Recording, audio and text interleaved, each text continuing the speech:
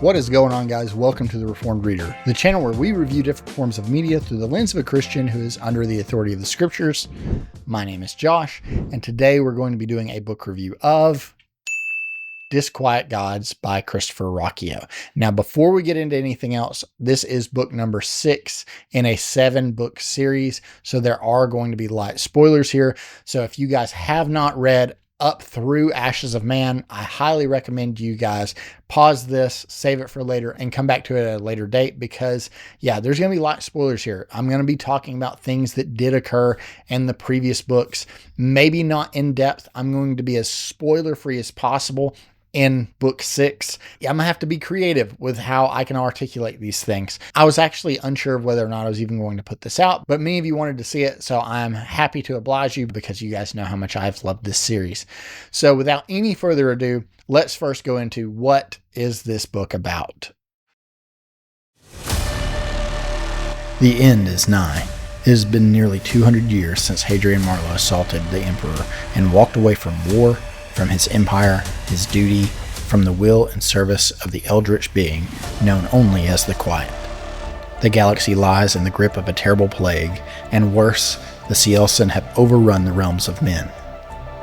A messenger has come to Jad, bearing a summons from the Solan Emperor for the one-time hero. A summons, a pardon, and a plea. Hapsis, the Emperor's secret first contact intelligence organization, has located one of the dreadful Watchers, the immense, powerful beings worshipped by the Cielsen. Called out of retirement and exile, the old hero, accompanied by his daughter Cassandra, must race across the galaxy and against time to accomplish one last impossible task: to kill a god.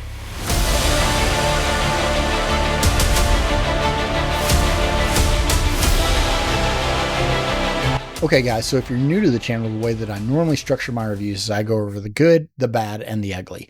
The good being the things about the book that I enjoyed, the bad being the things that I didn't care so much for, and these are preferential things like maybe a character I didn't like, the prose, or the length of the book. But then I go into the ugly, which is what could be some sin that is steeped into this work that might hold a Christian back from picking it up, and I break that down into 5 categories. But before we jump into that, let's first dive right in and go over the good. So what were some things about this book that I enjoyed? Let me just say first and foremost that I'm going to be repeating myself a lot from the previous 5 books, maybe with one exception, but I'm otherwise going to be repeating myself a lot. Again, so what did I like about this book? The characters. Guys, Hadrian Marlowe. What else is there to say? He's the man. He's one of my favorite characters of all time. Hadrian Marlowe is such an interesting character, and he's not just a plot device. There's nuance to his character. There's nuance to the ways that he thinks, and then he tries to break things down, and then he tries to strategize. And yeah, it's the Hadrian Marlowe that we all know and love at his absolute best. I think here we see a Hadrian Marlowe that is much more confident in not only his decisions, but in his abilities. And you can use that in whatever way you want. But there's confidence there. That confidence definitely has been shaken since the last book a little bit, but it's still there. But he just buried it. And it's not that it's dead. He just buried it, and it comes back up to the surface pretty quickly. So if you guys listen to the synopsis that I did beforehand, there's a little spoiler there, which is Cassandra. Cassandra is an excellent side character. After the events of book 5, you really needed somebody that could keep him grounded, and she was the perfect character to do so. And their dynamic is top tier. You can see where Christopher Ruocchio had some real life events take place that sort of shook his foundation and shook his priorities. And you can see that in the writing of Hadrian's character. There are those father-daughter moments in here that just, they hit right here. For a girl dad like me, they really hit close to home. So Cassandra is great. You also have a couple of characters that we see again from previous books, but otherwise you're dealing with a fairly new cast of characters. If you're like, oh no, that means that I have to learn all these things about all these new characters, it isn't that. Most of them are just sort of in the background. You're not really having to deal with them on like a one-on-one personal level, with a couple of exceptions. But the new characters that are sort of pushed to the forefront are exceptional. memorable, and unique. So it's not the same cookie cutter side character like, oftentimes you deal with. These are new characters that you learn to empathize with. But guys, again, you're here for the plot, and it has definitely elevated. Somehow Rockio continues to raise the bar, and to be able to do that and with the story that he's writing is impressive. Again, this is another thick book, so the pacing is very similar to Ashes of Man. It might even be a little bit more sped up. I think Rockio has taken aspects of each of his books, as far as the pacing goes, and been able to sort of fine tune those things. And what I mean is, like in Demon in White is sort of broken up into arcs, into one story. And there is a little bit of that here, which really moves the plot forward. It keeps us going. But at the same time, you have those really slowed down personable moments that you have in like Ashes of Man, but then you have those real emotional moments like you had in Kingdoms of Death, and so on and so forth. I think that Rockio has truly mastered his craft in this book, and so we see his best foot forward in Disquiet Gods. But like I've said before, I am a moments reader, and man, there are some big ones here. Now, I will say there are a couple of small things that were spoiled for me. One of which is that he has a daughter. I hope that's not spoiling anything, but it was spoiled for me because I read the synopsis online. It's not really a spoiler because it's in like the first, I think because it's in the very first chapter. So it's not really too big of a spoiler, but if you consider that a spoiler, I'm sorry. Again, we are in book 6, but on the other hand, there were a few moments in here. And for those of you that have read this book already, that there's one really big one, really, really big one that I did not see coming. And so I've got I have goosebumps right now thinking about it. I know you guys can't see it, but I do. But I've got a few friends that I was updating with my reading about, where I was in the story. And I got to that point and I was just like, what is going on? So yes, you get those moments. The moments that I loved about Ashes of Man, you get those same types of moments in this, or in Demon in White and Kingdoms of Death and Howling Dark, and even Empire of Silence. Those big moments, those things are what really hook me. I could probably read this entire book and have one big moment at the end. So I could probably get through hundreds of pages just for that one big moment. And boy, oh boy. Oh, I've been waiting for this. Oh boy, I've been waiting for this. Does it pay off? It really does. I think Rockio probably has the best payoffs that I've read so far. They are so good and mind-blowing. Yeah, that one big moment in particular, that one big twist threw me for a loop. And for those of you that haven't read it, I can't wait to hear what you think when you get to it. So now let's go over the bad. What were some things about this book that I didn't enjoy? There's really one thing, and it's not that I didn't enjoy it. It kind of irked me a little bit. Maybe irked is even too strong of a word. It just sort of was abrasive to me slightly. And that is, for those of you that have read book 5, the big events that happen at the very end of the book, where Hadrian kind of loses control. I was really hoping for a similar type of scene, except for instead of him losing control, that he has complete control. Now, I understand that Rockio sort of opened a can of worms with that moment in Ashes of Man. It's hard to put Pandora back in the box. And I know he didn't want Hadrian to just seem, overpowered. So I understand why he reeled it in this book.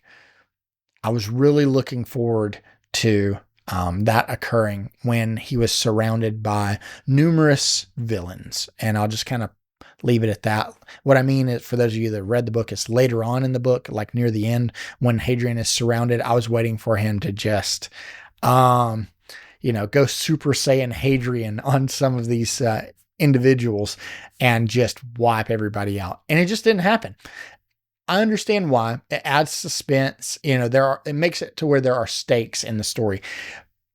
But it did bother me a little because I'm like, why isn't he just, pulling a Thanos and snapping his fingers and wiping everybody out. I guess you can't do that for 2 more books. I wish we could have seen Hadrian unleashed a little bit more. So this brings me to the ugly, which is what could be some sin that is steeped in this work that might hold a Christian back from picking it up. And I break this down into 5 categories, starting with violence and brutality. Now, guys, with these, it's going to be a lot of the same. So I'm going to run through them kind of quickly, not because I think they're not important, but if you've seen any of my reviews on the other books, you kind of know what to expect here. So for violence and brutality, I'm going to give this a 6. Some pretty violent moments, some real peaks there, some really brutal events take place, but it's nothing that's going to keep anybody from reading it. I think that if you've read through book 5 and you get to this book, I don't think you're going to be surprised by the levels of violence and brutality. So I don't think what I'm saying here is if you've read through book 5, I don't think the violence and brutality is going to keep you from finishing book 6. As a matter of fact, it's probably toned down quite a bit from Kingdoms of Death. Category 2 is going to be sexually explicit content. And for this, I'm going to give a 2. Again, not really in here. The only moment that there is any sort of mention of anything that is more sexually explicit is pretty early on in the book. And it's just describing the female form. I guess that's kind of the best way that I can describe it. I know some of you are like, that's cringy. I'm doing a poor job of describing it. But it's done tactfully. Again, nothing that is going to surprise you for those of you that have made it up to this point. So yeah, I don't really think it's in here, but there is like a scene, I guess, where it just sort of that describes a temptress. So category 3 is going to be language. And for language, I'm going to give this a 3. I don't really remember there being anything in here. There's a couple of times where some things are thrown around, but I don't really even remember a single heavy hitter. So yeah, I don't think it's really in here. I actually think it's toned down from the previous books, which I really appreciate. Category 4 is going to be gratuitous inclusions. And for gratuitous inclusions, I'm going to give this a 0. It's not in here, guys. There's nothing inclusive that is gratuitous in nature whatsoever. And the final category is going to be dark themes. Now for dark themes, again, I also include heavy themes. So for dark themes, I'm going to give this a 3. I think it has been turned down quite a bit than in previous books. I think this is a much more contemplative read than the previous books. The previous books had a lot more of those like really weighty things that are going on that Hadrian's having to wrestle with, where he's seeing people be executed and he's seeing how people have been executed, those kind of things. He's not really dealing with that in this book. It's in there a little bit, but it's definitely not as amped up. I think it's dialed back some. So the things that Hadrian is really having to wrestle with are things that are internal, much more than the external circumstances around him. And this brings me to the final question, which is, would I recommend this to a Christian? And the answer is absolutely. So I will say, just to sort of answer the question and wrap up sort of my thoughts, because they do sort of go hand in hand here, which is chapters 37 through 43 is probably my favorite section of Sun Eater that I've read thus far. And for those of you that know, you know what I'm talking about. Everybody kept telling me, wait till chapter 40, wait till chapter 40. And while it did surprise me, it wasn't as explicitly Christian as I expected it to be. It's kind of hard for you to miss it, but I will say, I think it falls somewhere in between, as far as the Christian themes go, it falls somewhere in between C.S. Lewis and Tolkien. And I definitely think it leans more C.S. Lewis. It is far more overt and intentional than Tolkien does. But I don't think it's as overt as C.S. Lewis, where he's like, if you don't know that Aslan is Jesus, then you missed it, right? I don't think it's that overt, but it's very, very close. But the Christian themes here are unavoidable, and they become a very crucial point to the plot. I think that those that are willing to say that somebody can take Christian themes and have liberty with them, they're really going to love this. I think people that find Tolkien and C.S. Lewis's use of Christian allegory and themes gross or irreverent, you're not going to like this. I'll tell you that up front. I don't think that's going to be the case for most of you. I think we understand that we do have liberty as Christians to not liberty to distort or pervert the gospel in any way, but we do have liberty to interweave these themes overtly into works of fiction. And what I mean is something like Narnia. I don't mean something that has perverted the truth. I mean something that is pointing towards truth without it being a supplement for scripture, because this obviously is not that, but there are some very overt Christian themes, quotes, and those kind of things in this book, which you just, as a Christian, you can't miss. And I would even say as a non-Christian, you can't miss. So would I recommend this to a Christian? I absolutely would, especially those that love fiction of any kind, let alone sci-fi and fantasy, because this is sort of that perfect blend of all of those things. And again, Rockio has just mastered his craft and really perfected his art in storytelling. So overall, guys, absolutely love Disquiet Gods. And at the time of recording this, I am 2 chapters into Shadows Upon Time.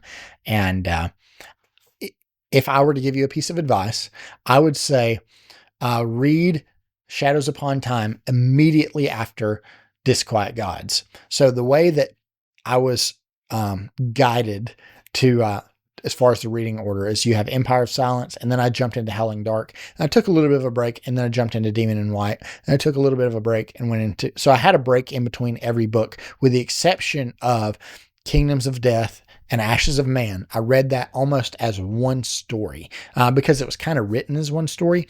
So I read that back to back. And then I did that also with Disquiet Gods and Shadows Upon Time. And I think that's the way to go, in my professional opinion. But yeah, I'm absolutely loving it. It's going to be an all-time favorite series. It already is. I will say, if you're wondering like, okay, did you love this book more than all the others? I still think Ashes of Man has eked out my love for Disquiet Gods just by a hair because of the ending.